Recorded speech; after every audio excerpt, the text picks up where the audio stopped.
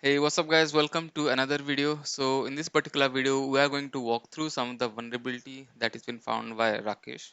So I'm going to walk you through and explain you how you can also apply this methodology during your bug bounty in order to find maximum vulnerability and you will basically learn how to approach for finding various vulnerability. So he has basically found multiple vulnerability on Zoom application, and I'm pretty sure everyone is aware about Zoom application. So Zoom is a kind of application that helps to deliver online content. Mostly due to this pandemic situation, everyone is started to use it for for educational purpose like your college and school. Everyone is using this Zoom application in modern days. So let's just jump into it and try to understand and learn what all vulnerability that he has found. So quick introduction about him is like he is working as an security consultant in an organization and a part-time bug hunter. So he has basically explained, I believe, in two part, but there are more part definitely coming in future. So he has said like how he found this 22,000 USD from Zoom application itself, and he's going to explain all this vulnerability as an post. So I will put this link in the description box. You can go to it and learn out of it. So the first thing, in order to start your setup Burp Suite, so again you have to use proxy tools like Burp Suite in order to intercept and play around with different requests. So one of the thing that he has found is CSRF or cross-site request forgery. Again, if you don't know about cross-site request forgery, I have already explained, but in brief, I can say that it is typically taken action on behalf of the other user by just sending a particular link. Okay.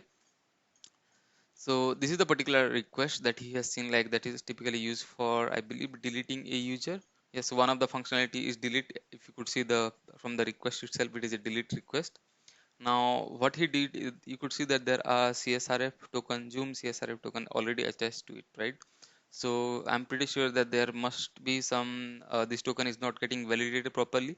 So even if there is Zoom CSRF token that is not been handled properly, that's why it was leading to this particular vulnerability, right? So he tried to submit this POC, and I believe it got worked and he got some bounty for this particular issue.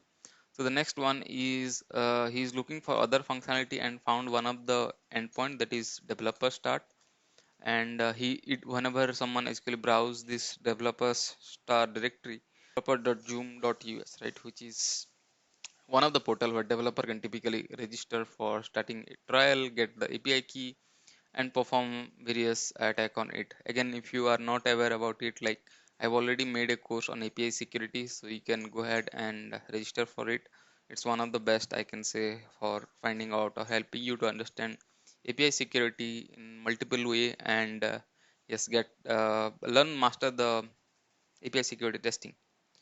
Okay, so he again found one of the API, and this API has again for CSRF issue. Like there was no CSRF token in the previous case. There was CSRF token, but that was not getting validated.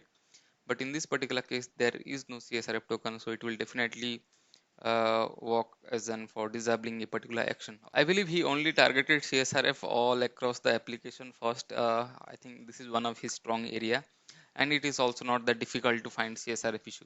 So let's see, mention like let's see more CSRF. So after a few days, yeah, every time he report a particular issue that is been fixed by the team, and they particularly use this WP nonce, one of the parameter for fixing the CSRF bypasses.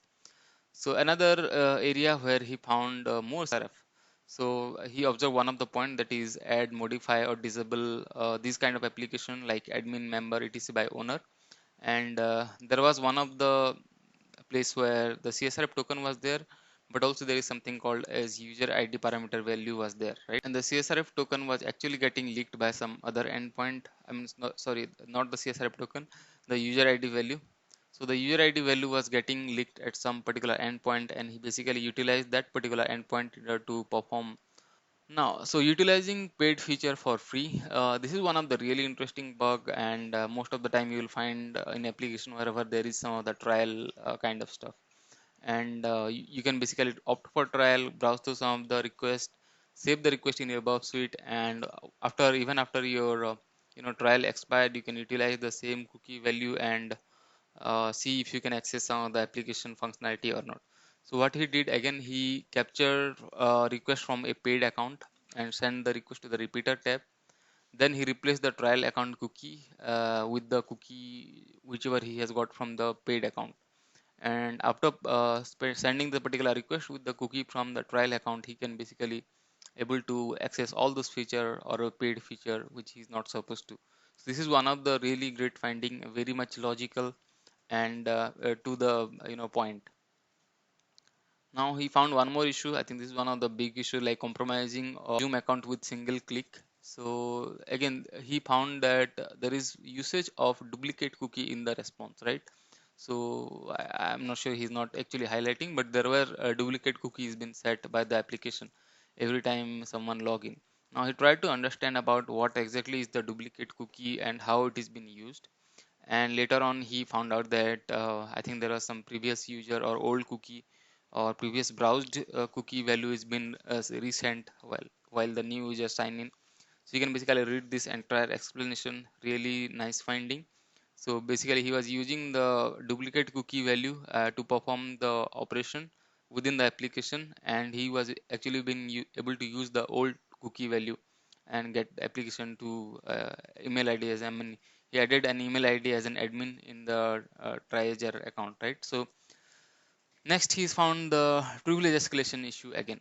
So privilege escalation, if you see, there is one of the functionality within the application that owner account can add one admin and one member then from the admin account, right? So I change, so he tried to change the role of member to admin to and capture, and then he was actually able to access some of the admin functionality as like a privileged user. So if you see the role id, whatever you see like role id and all, like there is one or there is two, just try to update it with the I mean, if it is two, then try to change it to one. If it is like one, try to change it to zero also, and see what all functionality that you can access out of the application. Basically this is the simple way of how you go about finding privilege escalation. Now if you look at the part 2, again he has explained some more bug that he has found in Zoom. So again, one more is CSRF, and now come then XSS.